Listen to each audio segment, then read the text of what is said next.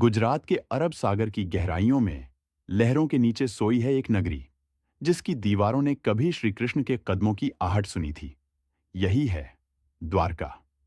कथा शुरू होती है मथुरा से, जहां श्री कृष्ण ने कंस का वध कर धर्म की पुनः स्थापना की। पर अधर्म का बीज अब भी जीवित था। जरासंध ने मथुरा पर बार बार आक्रमण किया, 17 बार, बिना रुके, बिना थके। जब श्री कृष्ण ने देखा कि निर्दोष जन इस युद्ध में पीड़ित हो रहे हैं, तब उन्होंने अपने यदुवंश को बचाने का निश्चय किया और वे सागर की ओर चल पड़े, उस भूमि की ओर जहां धर्म को एक नया घर मिलना था।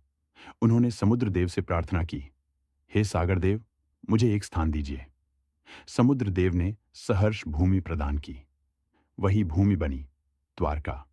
भगवान विष्णु के दिव्य वास्तुकार विश्वकर्मा ने स्वयं भगवान के आदेश पर इस नगरी का निर्माण किया। कहा जाता है द्वारका में 9 लाख महल थे, जो सोने, चांदी और मणियों से बने थे। नगर की गलियां चौड़ी थीं, मंदिर ऊंचे, और सागर की लहरें दीवारों से टकराकर संगीत बनाती थीं। द्वारका वह स्थान बना जहां धर्म, प्रेम और नीति का संगम हुआ। श्री कृष्ण वहां राजा नहीं, बल्कि एक मार्गदर्शक थे। उन्होंने राजनीति में धर्म का पाठ पढ़ाया और धर्म में जीवन की व्यावहारिकता जोड़ी। और यही था वह समय जब श्री कृष्ण ने अर्जुन को गीता का उपदेश दिया, जो युगों युगों तक मानवता का मार्गदर्शन करता रहेगा। पर समय का चक्र चलता रहा। महाभारत के बाद जब रणक्षेत्र रक्त से भर गया, गांधारी ने श्री कृष्ण से कहा, हे वासुदेव, आप सर्वशक्तिमान होकर भी यह विनाश रोक नहीं सके।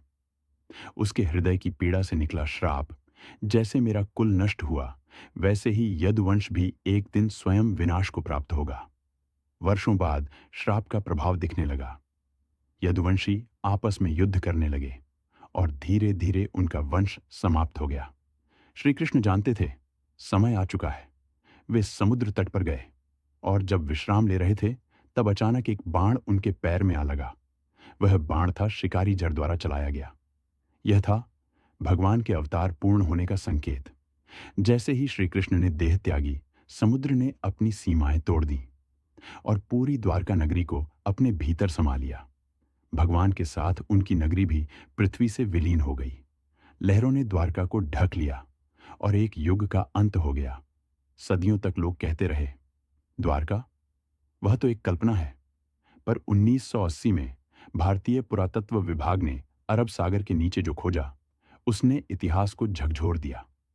समुद्र तल पर मिली दीवारें, स्तंभ और गलियां, जो हजारों नहीं 9,000 वर्ष पुरानी थीं, जिनका वर्णन श्रीमद् भागवत और विष्णु पुराण दोनों में मिलता है। अगर ये सच है, तो भारत का इतिहास जितना हमें बताया गया, उससे कहीं अधिक प्राचीन है। द्वारका नगरी आज भी समुद्र की गहराइयों में सो रही है, पर उसकी गाथा अब भी जीवित है, क्योंकि यह केवल एक नगरी नहीं, यह आस्था का प्रतीक है। जब धर्म खतरे में होता है, भगवान स्वयं मार्ग बनाते हैं। और शायद एक दिन जब मानव का विज्ञान पूरी तरह तैयार होगा, द्वारका फिर से सतह पर लौट आएगी, यह बताने कि सत्य कभी डूबता नहीं। देर सवेर एक दिन सामने आ ही जाता है।